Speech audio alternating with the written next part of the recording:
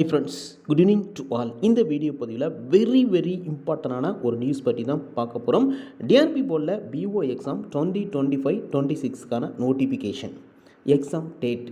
But யாரெல்லாம் இந்த எக்ஸாமுக்கு வந்து எலிஜிபிள், யாரெல்லாம் இந்த எக்ஸாமுக்கு வந்து அப்ளை பண்ண முடியும்?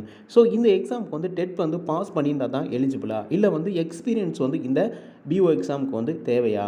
PO exam block educational officer, இது ஒரு ஆஃபீஸர் கேட்டகரி அப்படிங்கிறனால மோஸ்ட் ஆஃப் டீச்சர்ஸ் எல்லாமே, நிறைய டீச்சர்ஸ் எல்லாமே ஒரு எக்ஸ்பெக்டேஷனோட ஒரு எதிர்பார்த்துட்டு இருந்த விஷயம் என்ன அப்படின்னா இந்த பிஓ எக்ஸாம். ஸோ எஜுகேஷனல் குவாலிஃபிகேஷனை பொறுத்த வரைக்கும் UG with BEd, degree with BEd பண்ணியிருந்தால் நீங்கள் எலிஜிபிள் தான்.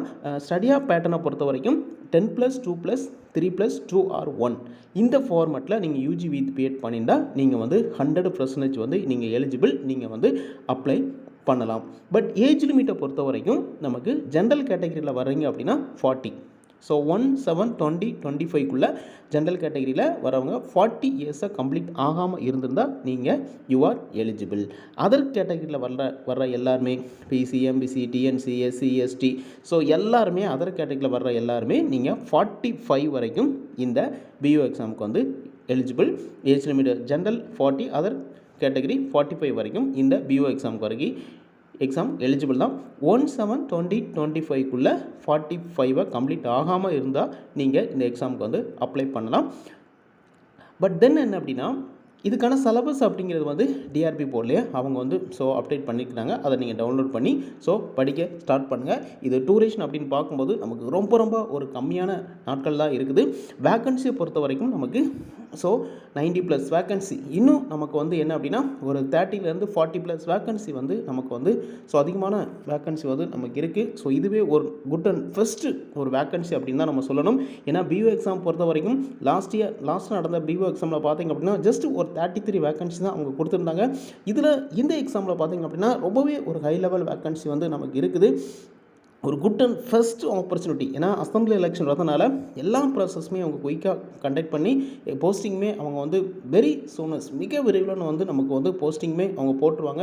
ஏன்னா அசம்பிளி எலெக்ஷன் வரதுனால எல்லா ப்ராசஸுமே குயிக்காக தான் பண்ணிக்கிட்டு இருக்கிறாங்க. ஸோ ரீசெண்டாக பார்த்தீங்க அப்படின்னா பிசிஆர் நோட்டிஃபிகேஷன் ரிலீஸ் பண்ணி படிக்கிறதுக்கு டூரேஷன் இல்லை, அந்த மாதிரி ஒரு சிச்சுவேஷன் இருந்துச்சு. பட் இதுக்கு உங்களுக்கு டூரேஷன் வந்து ரொம்பவே கம்மியாக தான் இருக்குது. பட் இந்த எக்ஸாமை நீங்கள் இந்த டைமில் நீங்கள் இப்போ வரை படிக்கவே இல்லை அப்படின்னா கூட நீங்கள் ஒரி பண்ணிக்க வேண்டாம். இந்த வீடியோ பார்த்து அடுத்த செகண்ட் வந்து நீங்கள் படிக்க ஸ்டார்ட் பண்ணுங்கள். 100% வந்து உங்களால் ஈஸியாக வந்து கிளியர் பண்ண முடியும். இது வந்து ஆஃபீஸர் கேட்டகரி அப்படிங்கிறனால சாலரி என்ன அப்படின்னா சேலரி பேக்கேஜே உங்களுக்கு ஸ்டார்டிங் சேலரி பேக்கேஜே அதிகமான பேக்கேஜ் தான். 36,000 to 1,16,000 சம்திங் சேலரி. ஒரு ஆஃபீஸர் கேட்டகரி, ஒரு அட்மினிஸ்ட்ரேட்டிவ் கேட்டகரியில் வந்து நீங்கள் ஒரு ஆஃபீஸர் கேட்டகரியில் வந்து வர்றீங்க.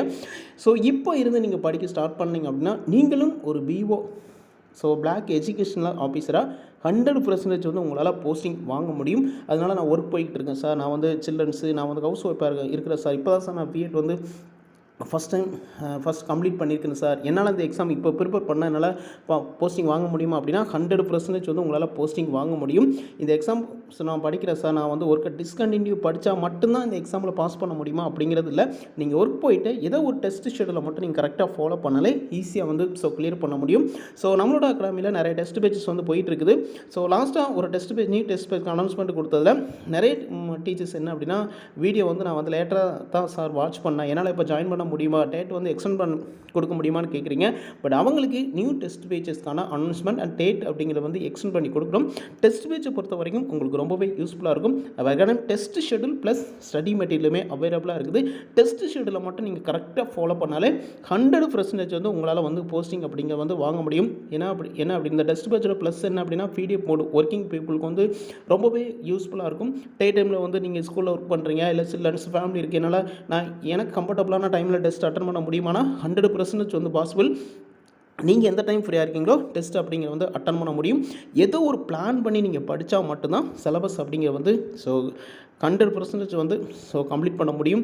இல்லை நான் எந்த ஒரு பிளானிங்குமே இல்லாமல் நீங்கள் படித்தீங்க அப்படின்னா அது வந்து நாட் பாசிபிளாக இருக்கும். அதனால் ஒரு குட் அண்ட் ஃபஸ்ட் ஆப்பர்ச்சுனிட்டி இந்த இயர்.